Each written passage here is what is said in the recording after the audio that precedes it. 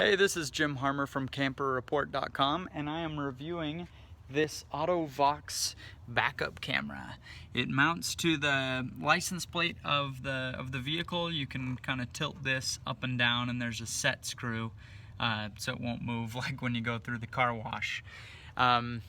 So let's go turn it on and take a look at it. It cost $100 on Amazon for the mirror and $30 for the camera. You have to buy them separately. I'm not quite sure why it didn't come just in one purchase in one kit there.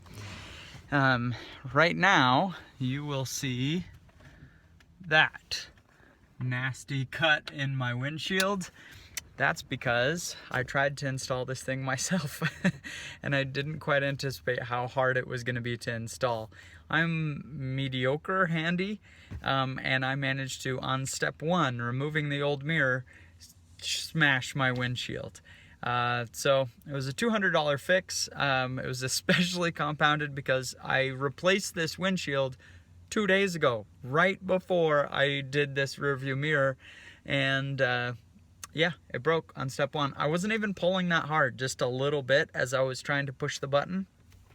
The kit comes with this tool to remove the old mirror. I was trying to press the button and just pull down a little bit, and bam, smashed the glass. So what I learned is this is a harder install than I had anticipated, and I'm not handy enough.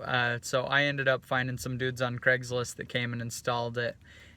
It took two of them, probably 4 hours to get it installed. It was a big job, but it works now. So the reason I haven't hung my mirror yet is because I'm getting this windshield replaced today. But I want to show you how it works. I'm just gonna start the vehicle. Whoops, gotta grab my key.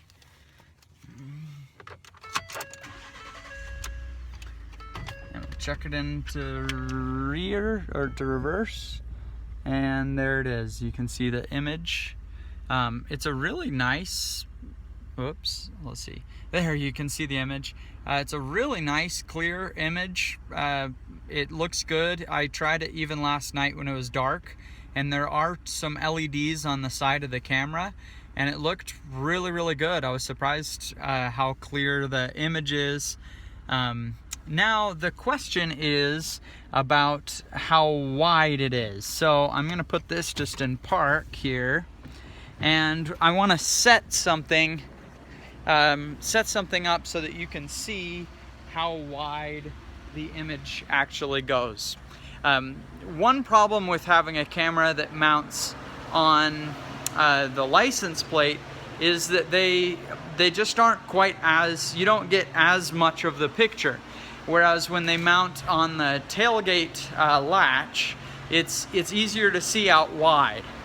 So that was one thing I was concerned with this, and I couldn't find on any other reviews. So I'm just gonna set my light stand, my photography light stand, right here. So if something were there and I were backing up, it would contact the truck. It would hit the truck just barely. And right now we are, maybe 2.5, 3 feet back. So, you know, I would be able to see something here. So let's go take a look and see if the camera is able to see wide enough for that, since that was one of my main concerns here. Okay, it can. I would not mind it being a little bit wider, but this camera just barely reaches the edges of my Ford F-150.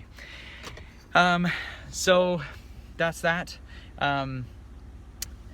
As far as the kit coming with everything they needed, the cord was a little short. The wire was. The guys had to go to you know, Checkers or something to grab a little extra cord. Also, when you're looking through the directions, it's pretty disconcerting as you're installing it. It says that it needs an additional relay that is not included, because if you hook, here it is. This system is completely signal sensing. There is no reverse trigger wire in the wire harness. Be sure to use an extra relay, not included, to power your camera. as most vehicles' reverse lamp wires are now variable voltage wires and will cause a fuzzy or distorted image. So that was a little disconcerting. I don't know why they wouldn't include an inexpensive part if they expected it to be necessary. My guys did attach it to the rear, to the backup lights, just the side lights over here.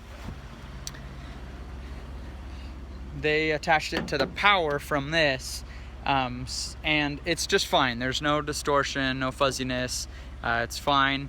It starts up in maybe 1.5 seconds after you put it in reverse. You go in reverse and it's there.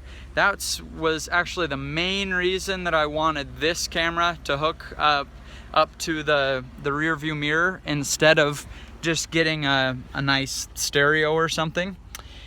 Is that I wanted one that would turn on fast, because we had in our old Dodge, it was just a real pain that you'd put it into reverse and then you'd wait like 6 seconds and then finally the backup camera would show up. So when your camera is part of the receiver, your AV receiver, your touchscreen, it's actually not that great, because that's software. You got to start that up. It's going to take a minute. So that's why I really wanted it to just be a separate unit. Now the other tricky thing with the install is this. See how it says the direction we're facing there, northwest? That compass is part of the mirror. And so when you take the old mirror off, you also lose the direction that you're facing. And so what we actually had to do is pry open the old mirror, take out the, just, you know, bust open the old mirror, and there's a chipboard there, and we had to take that out, and then we mounted it here, that old the compass chip in there, just on a piece of foam on either side so it wouldn't touch any other electronics. So that was a little bit hairy, but I can link you there. There's a video on YouTube from a guy who was installing a camera, a different brand, and he showed how to do it. It was a little bit more complicated than I was hoping it would be to install, but if you don't mind losing the compass, then it's just not a big deal. But that's my review. Overall, I'm very happy with the quality of the hardware. The install was tougher than I expected. Just, you know, I had to go up here, had to remove this, had to take off the visor, take off this side curtain here, all the way down, had to open the floor here, and then get under the truck. Goes under the truck all the way out. We had to buy an extra shroud to go over it, which is, you know, $5, but it's just an extra thing to do all the way. And then fortunately my truck has a little space right here, so the cord could just come up instead of drilling an extra hole. This is a 2011 Ford F-150. So so that's it. That's how the install worked. If you're handy and you feel comfortable doing that kind of stuff, then it's going to be awesome. I did find an installer who could do it for as cheap as $150, and frankly, it's worth $150 to have somebody installed. But you know what? If you miss one accident or you know, don't injure a kid by backing up a big truck and not seeing what's behind you, then it's absolutely worth it. And so I don't regret buying it. Thanks for watching the review. Now check out camperreport.com or subscribe to the YouTube channel for lots of tips on using my camper. Oh, I forgot one more thing. This ball, you can see the ball here. And so as you're hooking up your trailer, you can see the ball to make sure it gets right on. That was my main reason for buying this thing, is I wanted to be able to see as I'm backing up to my Rockwood travel trailer that I can just do it right there and it's on, and I don't have to have somebody back here saying 1 inch to the left, 1 inch to the right. So it's all set. See ya.